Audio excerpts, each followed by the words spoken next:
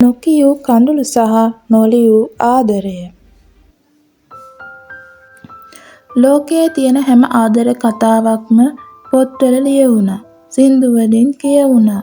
අම්මගේ ආදරය ගැන කවි දහස් ගණනක් ලියවෙද්දී කිසිම පොතක ලියවුණේ නැති, කිසිම සින්දුවක කියවුණේ නැති තවත් එක් ආදර කතාවක් මේ ලෝකේ තියෙනවා.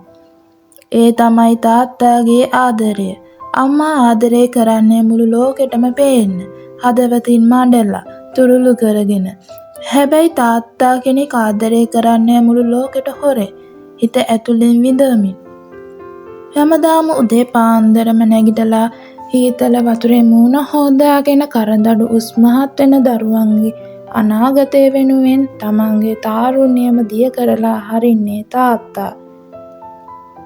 දහඩිය මුගුරු පොරවගෙන මහපාරේ කුඹුරේ නැත්තම් ඔෆිස් එකේ වැඩ කරද්දි ඒ දහඩිය බිංදුවක් බිංදුවක් ගානේ ලියවෙන්නේ දරුවන් වෙනුවෙන් තියෙන ආදරය.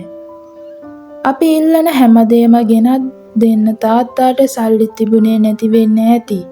හැබැයි සල්ලි නැහැ කියන වචනේ නොකිය තමන්ගේ සරප්පු දෙක ගෙවිලා යද්දිත් අපිට අලුත් සපත්තු කුට්ටමක් අරන් දෙන්න ඒ මනුස්සයා නොවිඳින දුක් විඳා.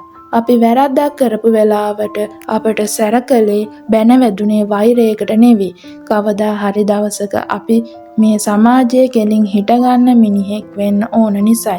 අපට බැනලා කාමරයට වෙලා ලෝකෙට හොරෙන් S2 කඳුල් පීදාගත්ත තාත්තලා ඕන තරම් මේ ලෝකයේ ඉන්නවා.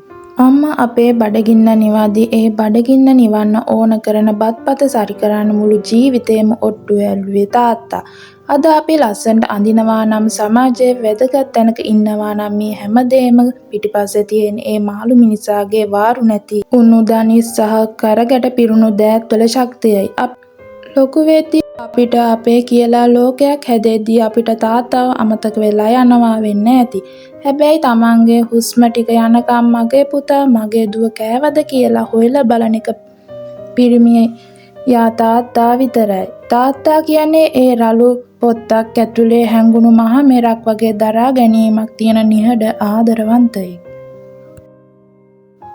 ආදරේ තාත්තේ.